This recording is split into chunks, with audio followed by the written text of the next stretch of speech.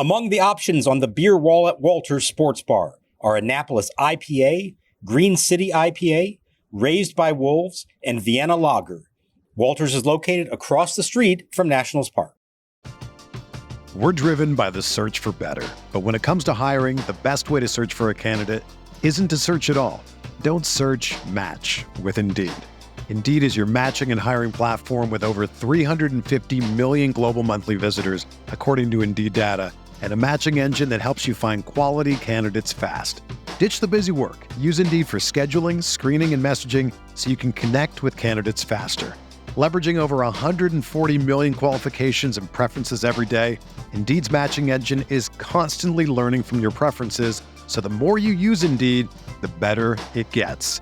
Join more than 3.5 million businesses worldwide that use Indeed to hire great talent fast. And listeners of this show will get a $75 sponsored job credit to get your jobs more visibility at Indeed.com/Blue Wire. Just go to Indeed.com/Blue Wire right now and support our show by saying that you heard about Indeed on this podcast. That's Indeed.com/Blue Wire. Terms and conditions apply. Need to hire? You need Indeed.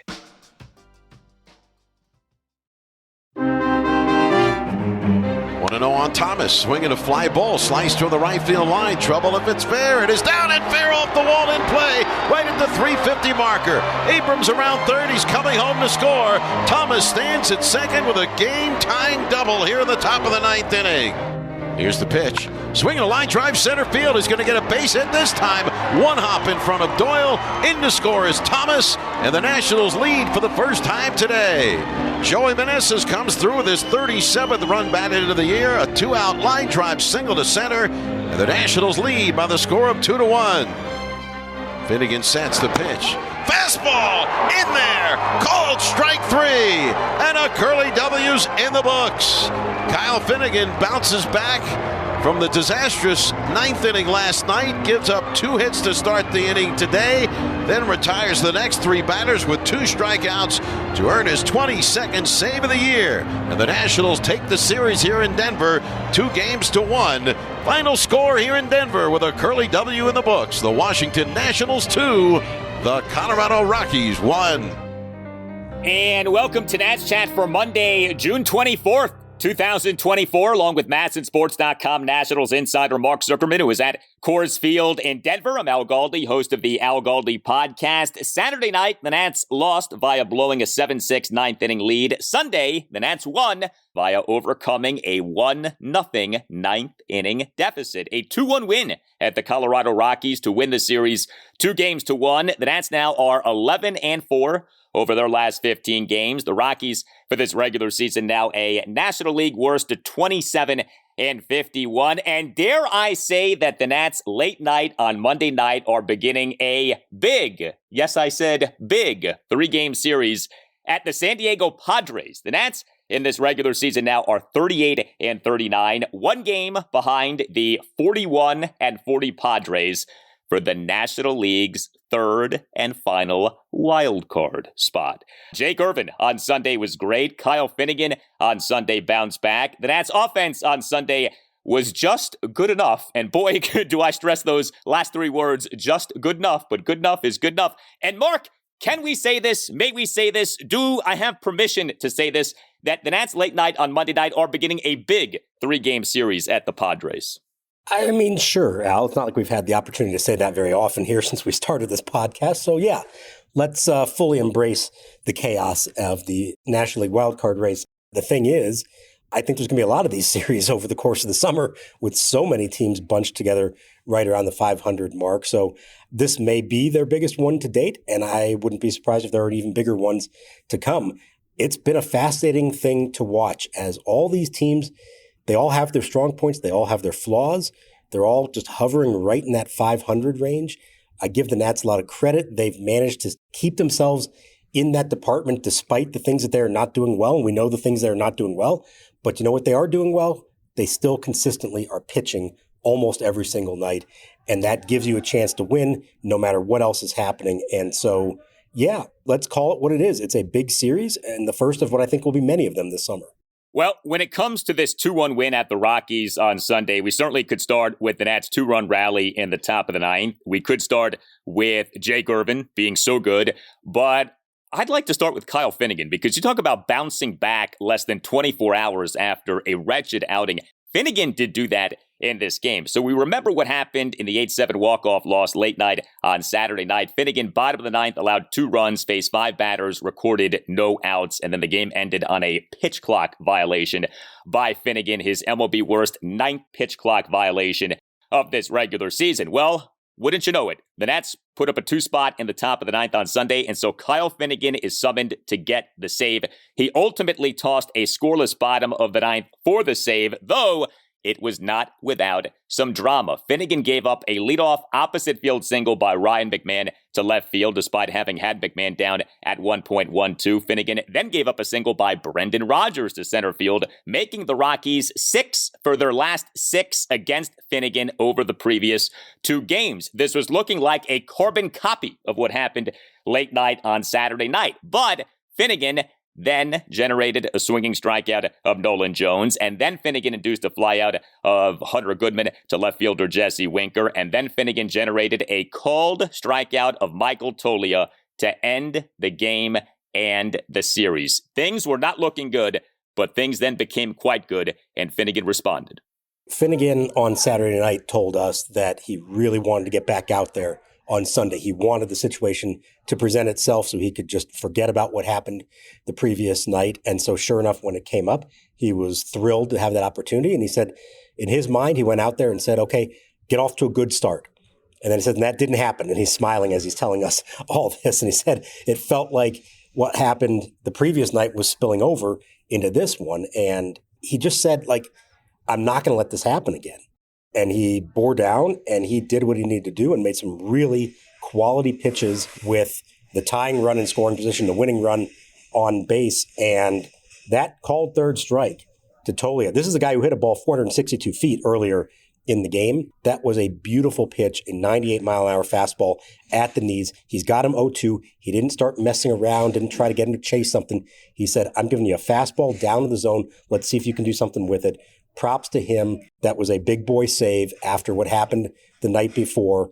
And as frustrating, as aggravating as that was, I think this is where Kyle Finnegan has come a long way in the last few years, that he doesn't let things spiral out of control from one bad game. I think he's learned a lot about how to handle the position, and I think the Nationals have 100% confidence in him no matter the situation. One of the interesting things about Coors Field is that the data does back up the eye test. If you go by the StatCast Park Factor metric, Coors Field is in fact the number 1 hitters park in baseball over the last 3 seasons. But what's interesting is that it's not so much about home runs. It's about other hits. It's about singles, doubles, and triples. Coors Field is not the biggest home run park in the majors in terms of the frequency of home runs. It's like top 10, but it's much more regular that you see triples and doubles and singles in Coors Field. And so to see Finnegan give up all of these singles these last 2 games, that is kind of what happens at Coors. Like, guys do give up hits, and especially a guy like Finnegan who can miss bats but doesn't do so as frequently as you probably would want for an ace reliever. Something like what happened the last 2 games can happen. So I give the guy a lot of credit for settling down. And, you know, Saturday night was bad, but overall, this guy is having one of the best seasons we've seen a Nats reliever have in quite some time. Finnegan's numbers now for this regular season, 22 for 25 on saves, ERA at 2.23, whip of 1.02. We have seen previous Nats relievers have good seasons. There haven't been nearly enough of those, but we have seen that. This is right up there. Like, this right now is tracking toward being one of the better seasons any Nats reliever has had. Yeah, and like I said, the reason to me is that the mistakes are few and far between, and he doesn't go into slumps. It has not done that yet this year. I feel like in the past, he'd have a really bad week or a really bad month come September. Been able in this case to isolate those blown saves. I think one was the opening weekend in Cincinnati. One was, I think, in May in Philadelphia. Now this one in June. And so it's essentially 1 per month. You can live with that, I think, especially as much as he pitches as many close games as he comes into. I think he's learned the mentality, how to approach these spots, how to get himself out of a jam once he creates one like he did there. And I know you said the other night, he's not really the strikeout guy. Well, he came through with that in this one. He was not relying on contact to get out of this inning. He relied on his ability to throw strikes and get them not to hit it at all. And so to me, that was a really good sign. Yeah, I mean, good luck pitching to contact at Coors Field. I mean, you have not just the mile-high air, but you have that super fast infield. You give up contact, you're going to get gone. So good for him for getting those 2 strikeouts. And, we had what I thought was a rather chesty Davey Martinez during his postgame session with you guys. He was feeling it. He was feeling himself. He got asked about Finnegan late into the session and said, I'm glad you asked that. Like, he very much wanted to sing the praises of Kyle Finnegan. And good for Davey. He stuck with his guy, and his guy came through. I'm glad you asked that question, because I was just going to say, for him to do what he did last night and come back, first 2 guys on, but stay in the moment, was awesome. And I was proud of him, This was a good game for the Nats bullpen. It wasn't just Kyle Finnegan who delivered. We had in this game 3 Nats relievers combining for 3 scoreless innings. Robert Garcia in the bottom of the 7th faced 3 batters, got 2 outs. Dylan Floro tossed 1 1/3 scoreless and hitless innings. Hey guys, it's Al Galdi for Window Nation, which has another great offer for listeners of the Nats Chat podcast. Window Nation is extending its semi-annual sale, 50% off all window styles, plus 0% interest for 5 years, and an additional bonus if you schedule an appointment between now and the end of this month. Call 866-90-NATION or visit windownation.com and tell Window Nation that Al Galdi sent you. Window Nation windows are the best. Add to the look, feel, and value of your home. Every Window Nation window undergoes a 50-point inspection before the window leaves the Window Nation factory. And know that Window Nation's vinyl windows can do everything that wood or composite windows can do, and at a fraction of the cost of wood and composite windows. Take advantage of this offer for listeners of the Nats Chat podcast. 50% off all window styles plus 0% interest for 5 years, and an additional bonus if you schedule an appointment between now and the end of this month. 866-90-NATION or windownation.com. That's 866-90-NATION or windownation.com. And tell Window Nation that you want the deal that you heard about from Al Galdi on the Nats Chat podcast.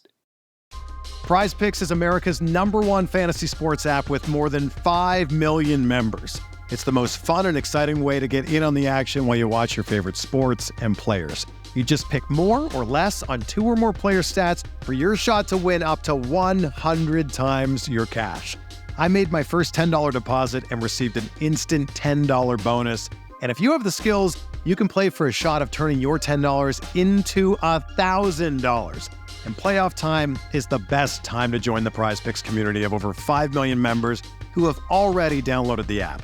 Prize Picks is available in more than 30 states across the country, including California, Texas, and Georgia. Download the app today and use the code BLUEWIRE for a first deposit match up to $100. That's a first deposit match of up to $100 when you download the app and use the code BLUEWIRE. Prize Picks. Pick more, pick less. It's that easy. We're driven by the search for better. But when it comes to hiring, the best way to search for a candidate isn't to search at all. Don't search, match with Indeed. Indeed is your matching and hiring platform with over 350 million global monthly visitors, according to Indeed data, and a matching engine that helps you find quality candidates fast. Ditch the busy work. Use Indeed for scheduling, screening, and messaging so you can connect with candidates faster. Leveraging over 140 million qualifications and preferences every day, Indeed's matching engine is constantly learning from your preferences, so the more you use Indeed, the better it gets. Join more than 3.5 million businesses worldwide that use Indeed to hire great talent fast. And listeners of this show will get a $75 sponsored job credit to get your jobs more visibility at Indeed.com/Blue Wire. Just go to Indeed.com/Blue Wire right now and support our show by saying that you heard about Indeed on this podcast. That's Indeed.com/Blue Wire. Terms and conditions apply. Need to hire? You need Indeed.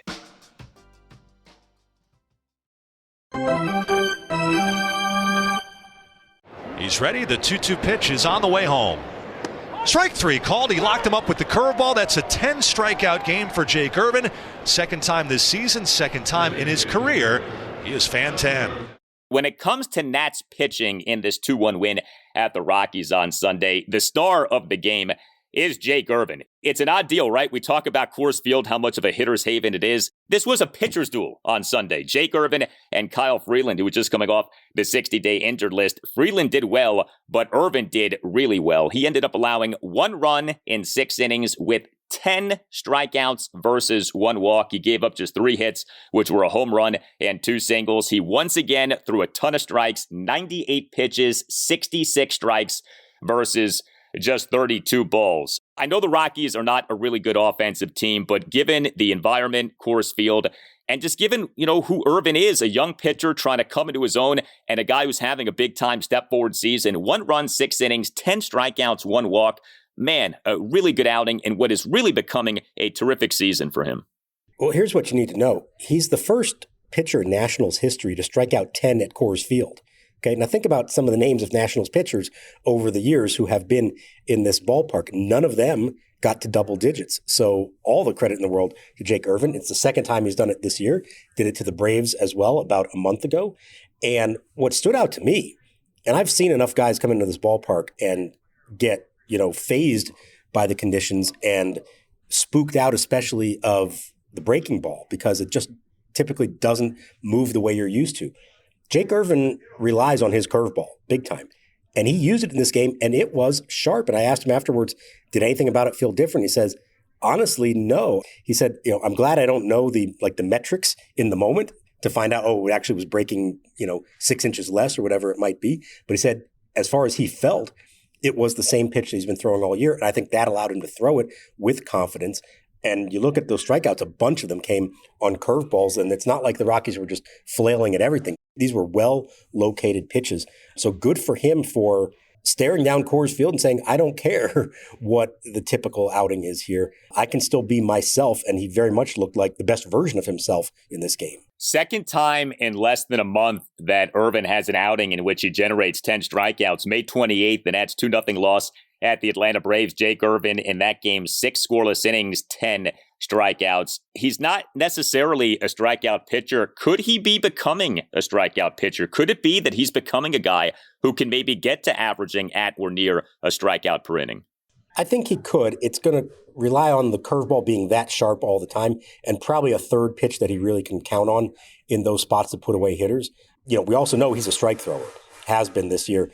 That can lead to quick outs, so that's not the worst thing in the world. If you can find that balance between soft contact, because you're throwing strikes, you can get weak ground balls, and then have the ability to get the strikeout when you need it, I think that would work really well, whether that works out to 9 strikeouts per 9 innings or not. He has taken such a step forward this year, and it's been great to see what he has done and that he's continuing this. And it's not like that was, just a good start to the year. We're basically halfway through the season now, and Jake Irvin is pitching like a frontline big league starter, and wow, is that something to say. You certainly can make the case he's been the Nats' best starting pitcher this season. Like, if you do the compare and contrast with the stats for this regular season, he has a staff-high 16 starts. He has the best ERA among current Nats starters. Trevor Williams has the best at 2.22, but that's over 11 starts. He's out with injury. We have no idea when he's coming back. Irvin's ERA now is at 3.13, better than Mackenzie Gore's 3.49, better than Mitchell Parker's 3.30. The whip for Jake Irvin, 1.09, better than Gore's 1.39. Better than Parker's 110. And the thing that Irvin has been so good at, avoiding the walk, he has a rotation best walks per 9 innings of 1.96. He has been so good at not walking guys. And if now he is starting to become more of a strikeout pitcher, man, that is a beautiful thing. High strikeout, low walk guy. You can do a lot of good things if you fit that profile. Yeah. And, I think he is kind of coming into his own here and realizing what he can be as a pitcher, pitching with a whole lot of confidence, obviously. And, I think we'd still both acknowledge that, like, Mackenzie Gore at his best is better than anybody else they have, but we know that Mackenzie Gore has not yet gotten to a point where he's at his best on a regular basis. Irvin has been much more of his best version of himself more times this year, I think, than he hasn't been, and that's been great to see. And I think the other part, maybe around the league, there's not as much recognition of what he's done because of the fact that he's gotten so little run support. This was another one of those games. And I know you and I don't talk about wins and losses that much with pitchers, but around the league, you still notice that kind of stuff. And, he's 5-6, was almost 5-7 if they don't score for him in this game. If they just give him decent run support. He's up to 8 or 9 wins right now and ranking among the league leaders. And that is stuff that people around the league do still notice. You know, the Nats are not being represented very well right now in terms of all-star voting. They have guys who are legitimate candidates, but the fan voting is not reflecting that.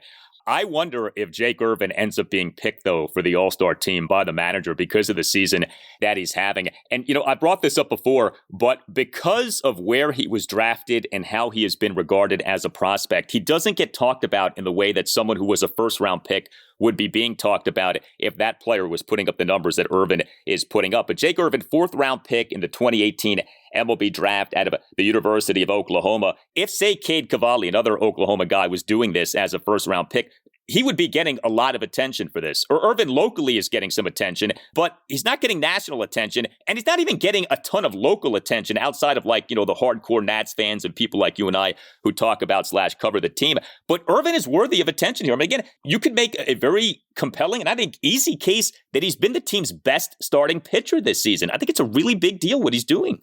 The best starting pitcher in a rotation has been outstanding across the board. So, yeah, that makes it stand out even more. But you're right. If this was Cavalli, if this was Mackenzie Gore, because of his reputation, you would hear, I think, more about it, maybe more made of it.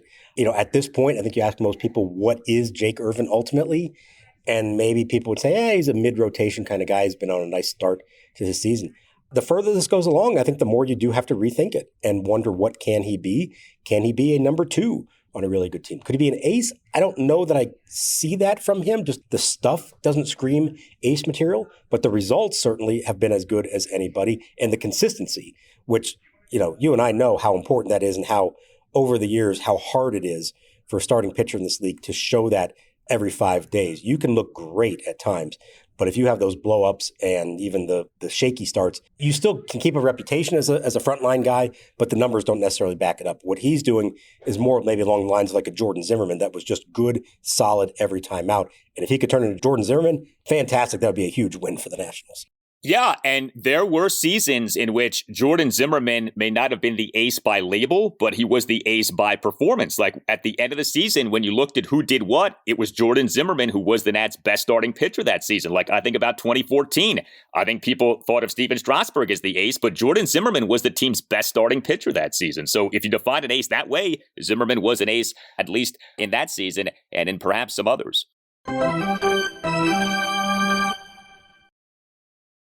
Whether you're a world-class athlete or a podcaster like me, we all understand the importance of mental and physical well-being and proper recovery for top-notch performance. That's why I'm excited that Unified Healing is sponsoring podcasts on the Blue Wire Network. Unified Healing is a new and super innovative global network of wellness centers powered by Energy Enhancement System, or EE System. If you haven't heard of the EE System yet, then you'll want to listen up. This technology promotes wellness, deep relaxation, purification, and rejuvenation. Wherever you are across the globe, access to a center is easy and affordable. Interested in experiencing the EE System technology for yourself? Go to unifiedhealing.com/bluewire to learn more and find a center near you. That's unified, UNIFYD, healing.com/bluewire. No material or testimonials on the Unified Healing website are intended to be viewed as medical advice or a substitute for professional medical advice, diagnosis, or treatment. Always seek the advice of your physician or other qualified healthcare provider with any questions you may have regarding a medical condition or treatment and before undertaking a new healthcare regimen, including EE System. Here's your AAA report for the game played on Sunday. Dylan Cruz hit leadoff, double, and a single for him. James Wood hit third and played left field. He had a single on the day. His OPS for the season, 1,053. Now back to the show. How deep can he go? The 1-2 delivery. Young grounds one to third along the line. It's backhanded, knocked down by McMahon. He picks it out of the air and throws it high, way too high. Overshoots Tolia, the first baseman. So Young reaches base. He's going to round second. He's going to go to third as Tolia finally picks it up and will run it back in. So that should be a hit with McMahon deep at third. Then he airmailed Tolia in his haste to get the ball to first. And Young advances 2 more bases. He's at third with the tying run. We'll await the scoring, but that should be a hit considering it was along the line and the speed of Young. So the Nats offense, the Nats win 2 out of 3 games at the Rockies. The offense in game 1 was great. The offense in game 2 was good. The offense in game 3 was not so good. Again, this was a pitcher's duel on Sunday, but the offense on Sunday did rally for 2 runs in the top of the 9th. A big hit by Joey Meneses. He on Sunday in the 2-run 9th had a 2-out RBI single to center field for a 2-1 Nats lead. Meneses as the Nats starting first baseman and number 4 batter, 1 for 4 with an RBI single. Also coming through in that 2-run 9th, Lane Thomas, who ended up having a really good series. Thomas in the 2-run 9th, the 1-out opposite field RBI double to the right field corner to tie the game at 1. And he had a steal of third base. As the Nats in this game did not get thrown out in any attempted steals of any bases. The Nats went 1 for 1 on stolen bases, but Thomas in this game as the Nats starting right fielder and number 2 batter, he ended up having that hit. Otherwise, there was not a lot happening with the offense in this game. Jacob Young had a couple of infield singles, but up until that 9th inning, this was a pretty bad offensive performance by the Nats. It's so funny how that final inning can change how you feel and talk about an offensive performance. No, I mean, I was looking up how many times have they been one hit in their history, and the answer is 8 times they've been one hit plus the no-hitter last year against Michael Lorenzen. So I was fully prepared to be writing and talking about that. It was just the Jacob Young infield single in the 6th, and that was it. I mean, there was a walk from Keibert Ruiz, of all people, in the 2nd inning, and that's all they had against Kyle Freeland. And I'm thinking to myself coming into this game, okay, Freeland's been out for 2 months with an elbow strain. He's going to be on a pitch count for sure. Here's an opportunity to knock him out early. Even if he gets good results, he's not going to last long in this game. And what happens? Well, the same thing we saw happen against Arizona earlier in the week. Quick outs and a lot of outs and very low pitch counts. He's at 33 after the 3rd, 43 after the 4th, 53 after the 5th. Basically 10 pitches per inning. Young gets the infield single, breaks up the no-hitter in the 6th. You get to the end of the 6th, and he's at 69 pitches. And for anybody else, you would say, okay, he's going to keep going. Thankfully, they weren't going to push him beyond that because it was his first start back. And so at least if you're the Nationals, you say, okay, we get to face somebody else. We know the Rockies bullpen has not been great. 7th and 8th inning, not so good. You get to the 9th, and it finally came together for them. I mean, they waited till the last possible minute to start doing it. And it's not like there were a whole lot of, he hit that ball hard. There were a couple of lineouts, but there was not very much going on in that department. They truly did next to nothing at the plate until the 9th inning.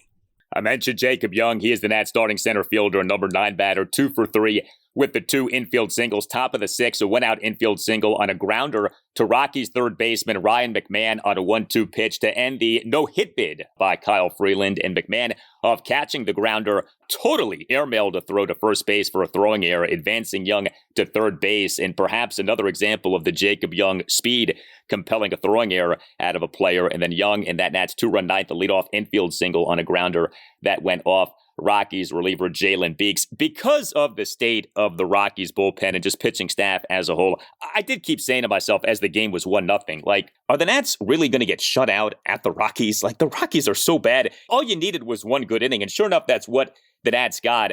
But yeah, I mean, this series was a matchup of a really bad pitching team against a really bad run-scoring team. And so, you kind of said to yourself, like, which bad is going to win out here? But I will say this. The Rockies pitching is worse than the Nats offense. Like, the Nats offense is among the worst in MLB, but it's not the worst. The Rockies pitching is the worst in MLB. So, you say to yourself, if you can just kind of hang in there, at some point, you're going to get to some pitcher who doesn't have it for Colorado, and you should be able to inflict some damage. And sure enough, the Nats did. Yeah, and Lane Thomas told us afterwards, as that game's playing out, he's thinking to himself, there's no way this is going to be 1-0. Like, we're going to come through at some point. You just have to keep giving yourself chances. Now, after the Young infield single in the 6th, I thought that was their golden opportunity. He's on third base with 1 out, and it's a 1-0 game. And you've got Abrams and Thomas, we've been talking about, have been outstanding here for several weeks. And neither of them even got the bat on the ball. Abrams strikes out, Thomas strikes out. Abrams wound up having his hit streak end at 13 games. So you did feel like, if those guys can't do it, then I don't know. You get to the 9th, and Young starts it off the exact same way. And you're thinking, okay, this is good. You got one of your best, base runners on and the top of your lineup coming up. Then Abrams hits a chopper, and they got the force out, but you at least still have Abrams on. He advances on a wild pitch, so he's in scoring position now. And then good on Lane Thomas for just driving a ball to the opposite field in the air and letting it fall in for the RBI. And then How about the stolen base from Lane Thomas stealing third? We've been talking the last couple of days about how much they have killed themselves with their aggressive base running, particularly at times getting thrown out trying to steal third. He read it well, got a good jump, stole the base pretty easily, and he probably is going to score anyways on Meneses' single, but at least took some of the pressure off and actually brought up Vargas with a chance to just drive him in with a fly ball. Vargas took a huge swing on 3-2 and struck out. Joey Meneses, thank God, came through with the kind of swing we saw from him all the time last year and have not seen nearly enough from him this year. You know, you wrote a piece for massinsports.com saying that the Nats are not going to change their approach when it comes to the stolen bases. I'm very curious to see if they're just saying that because they don't want to outright say, hey, we're going to stop doing this to tip off teams as to what the team strategy is.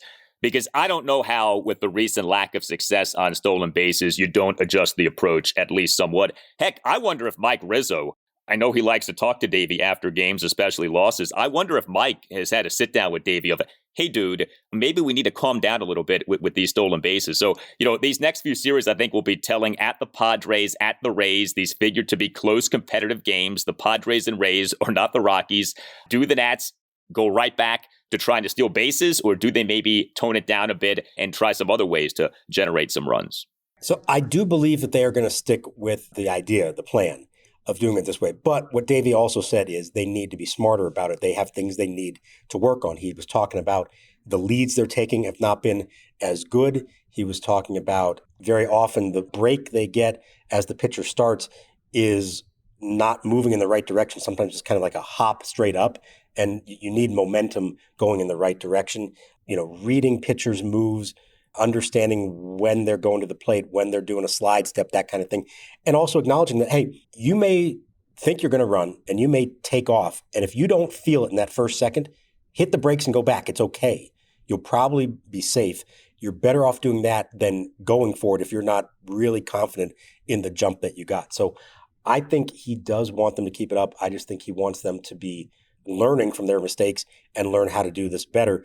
It was funny because, you know, this entire game, they barely had any chances even to do it. So we didn't get to see if they put into practice other than the Thomas stolen base in the ninth. But prior to that point, it's not like they even had the opportunity to press the envelope, as they say, and see if they can make something happen in the kind of game that you would think you should be doing that because you have to scratch out just one run somewhere along the way. You never know at Coors Field what you're going to get. We got a shootout on Saturday night. We got a big offensive performance by the Nats on Friday night. And then we get a 2-1 Nats win on Sunday. Go figure. So next up is this, yes, big 3-game series at the Padres. Each starting pitcher for the Nats in the series, a lefty. Game 1, Monday night at 9:40. Patrick Corbin will be the Nats starting pitcher. Game 2, Tuesday night at 9:40. Mackenzie Gore will be the Nats starting pitcher. And Game 3, Wednesday afternoon at 4:10. DJ Hers will be the Nats starting pitcher. The Padres in this series are starting Matt Waldron, Yu Darvish, and Dylan Cease. So at least on paper, 3 pretty good, if not very good starting pitchers for the Padres. San Diego's not a great team, but does have a winning record. So this is going to be, I think, a telling series as to where the Nats are as a team. You can't say the Nats are playing a bad team in this series. This is a series against a pretty good team, a series with postseason implications, as we are saying, and a series in which you'd love to see the Nats at least get a couple of wins. Well, and unlike the Nationals, the Padres are a team that came into the season believing that it was going to win and have underperformed so far. So I think they're feeling the pressure to get this thing going here before too long. Much different ballpark, much different conditions there. You're not going to be able to rely on the long ball there, scoring a lot of runs. So maybe they will have to manufacture a little bit more. They're going to have to keep getting good pitching. A huge start, I think, for Patrick Corbin on Monday night. Josiah Gray is going Tuesday for Harrisburg, and the feeling is that that's all that he's going to need when the time comes. Is it a given that he replaces Corbin? Or if Corbin, who's already had 2 good starts in a row, if he puts together another one, he may save himself. We've been talking about this. He may buy himself more time in the rotation, and maybe DJ Hers ends up going back to AAA. I think this start on Monday is going to go a long way toward deciding what move they make in the next week or so. We have a shout out to deliver on this installment of the Nats Chat Podcast. If you would like to deliver a shout out to someone who you care about, email Tim Shovers at natschatpodcast @gmail.com. This shout out is to Tim Shovers, and it comes to us from the great Rabbi Fussfield. Writes the rabbi, Mazel Tov to Nats Chat producer Tim Shovers and his wife Kira on the birth of their precious daughter, Layla Ruth Shovers. May Layla bring her parents many years of joy and nachos, and may she live to celebrate many Nats championships and other happy occasions over the years. Now, I am Catholic, you and Tim are Jewish, so I must ask you, A, did I say nachos correctly? And B, what are nachos? No, it's not a chips and cheese dip.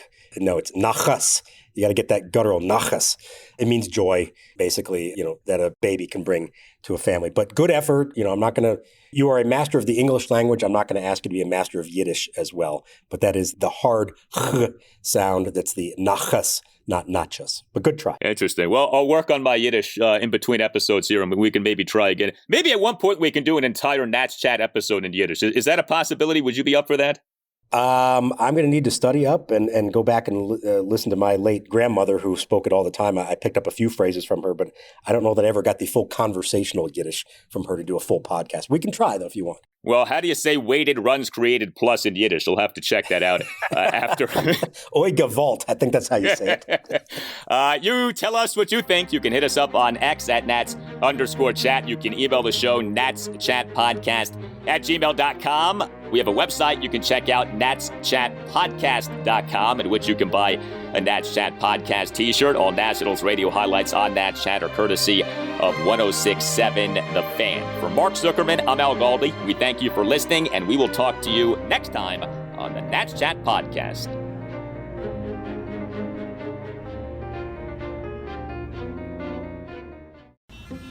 For retired teacher Lynn, driving in Atlanta traffic is no lesson in patience. I don't want to sit in gridlock and miss out on life. With Peach Pass, Lynn breezes by backups to get where she needs to go. Meeting my friends for dinner is easy with Peach Pass. I can cruise right up 85 and make it on time. Less traffic, less stress. Get to your life faster with Peach Pass. Get yours at peachpass.com.